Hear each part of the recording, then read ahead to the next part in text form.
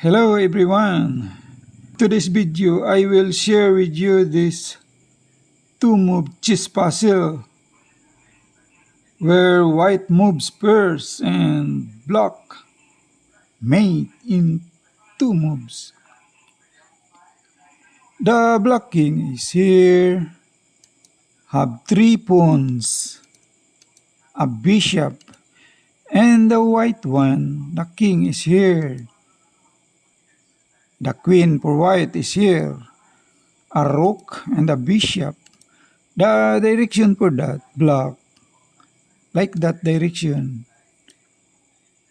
White first to move and black mate in two moves. Can you solve that chess puzzle? If you want to solve it yourself, you can post this video and I will get back to you in a moment. Alright, as you can see, the black king have two living square to escape, can move to c4 and c5. The direction for that black like that.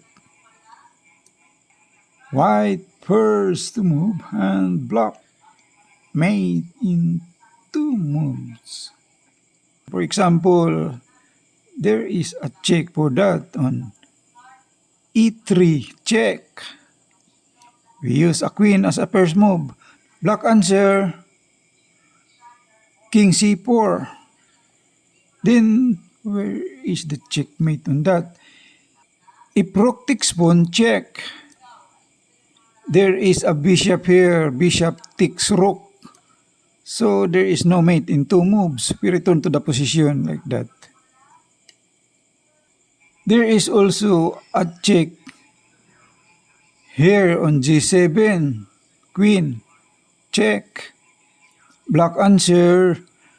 Move to c5. Then where is the checkmate on that? If he made a check on e7, still there is a square to escape on b6. So there is no mate in two moves. Return back to the position. Like that. Can you find the answer for that? So we try already. It's really a tricky two moves chess puzzle. The direction for that block like that. So we are going to the right move. Rook takes pawn. That is the right move. If pawn takes rook, checkmate by queen here. d6, checkmate.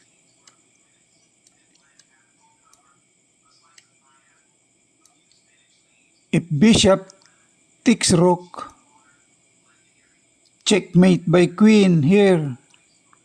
c3, checkmate.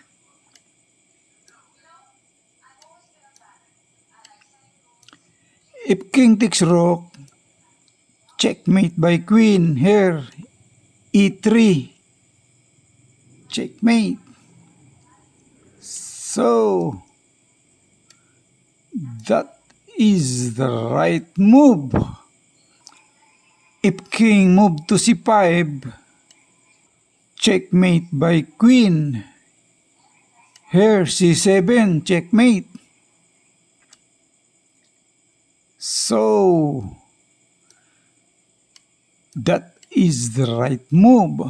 If you haven't subscribed to my channel yet, please subscribe it to be updated on my latest video.